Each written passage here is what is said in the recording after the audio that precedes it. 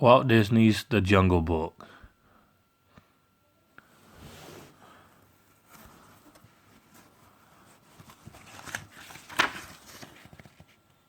Many strange legends are told of the jungles of far-off India. They speak of Bagheera the Black Panther and Bolo the Bear. They tell of Kaa, the sly python, and of the Lord of the Jungle, the great tiger, Shere Khan. But of all the legends, none is so strange as the story of a small boy named Mowgli.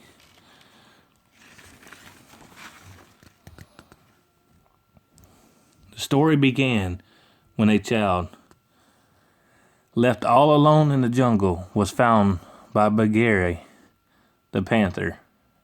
He could not give the small, helpless man cub care and nourishment.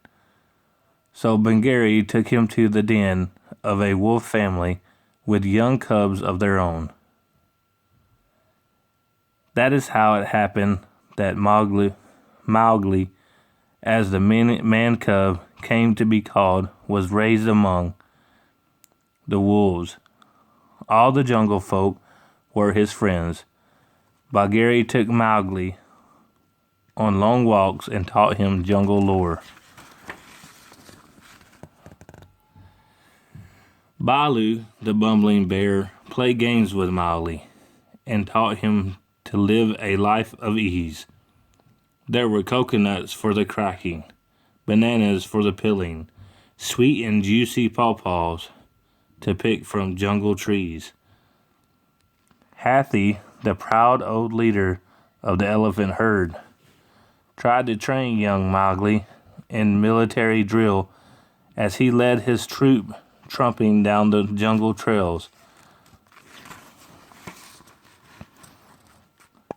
Sly and Kaa, the python, would have loved to squeeze Mowgli tight in his coils.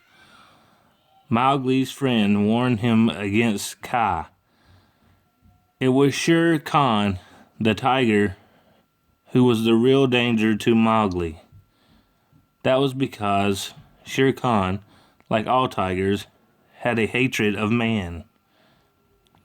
10 times the season of rain had come to the jungle while Mowgli had made his home with the wolf family. Then Shere Khan returned to the wolves' hunting grounds. The wolf pack met at Council Rock when next the moon was full. As you know, said Akela, the leader of the pack, Shere Khan the tiger has returned. If he learns that our pack is harboring a man cub, danger will be doubled for all our families. Are we agreed that the man cub must go? Out of the shadow stepped Bagheera the panther. I brought the man cub to the pack, he said. It is my duty to see him safely out of the jungle. I know a man village not far away here will be well cared for.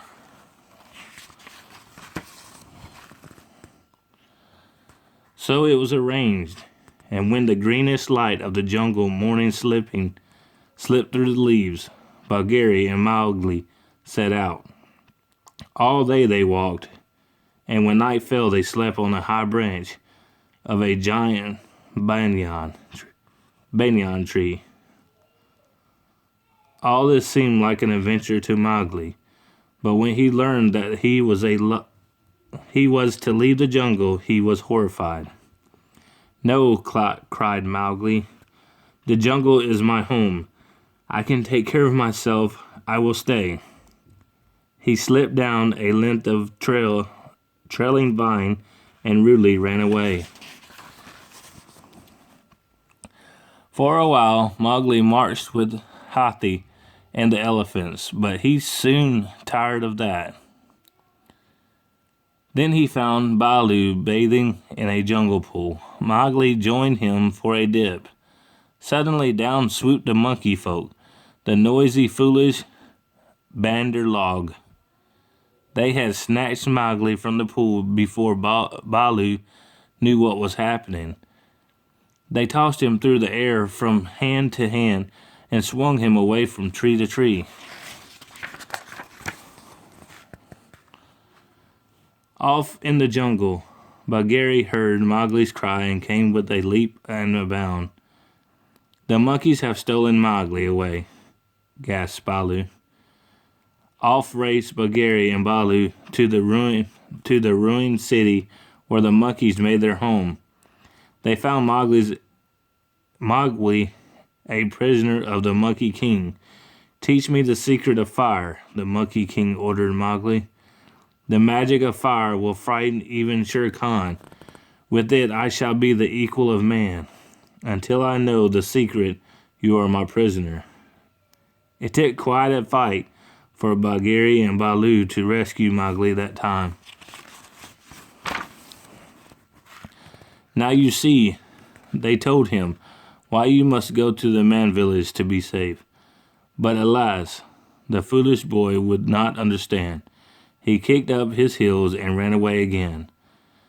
This time, his wandering led him to where Shere Khan lay waiting in his high grass, smiling a hungry smile.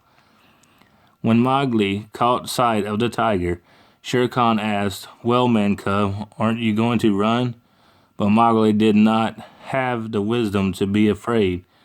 "Why should I run?" he asked, staring at Shere Khan in his eyes as the tiger gathered himself for a spring. "I'm not afraid of you." "That's foolish, boy," growled Bagheera, who had crept close just in time to hear Mowgli. Both Bagheera and Baloo flung themselves upon the Lord of the Jungle to save Mowgli once more. They were brave and strong, but the tiger was mighty in tooth and claw. There was a flash lightning, and a dead tree nearby caught fire. Mowgli snatched a burning branch and waved it into Shere Khan's face. The tiger, terrified, ran away. Mowgli was very pleased with himself as he strutted between the two worry warriors, Bagheera and Baloo.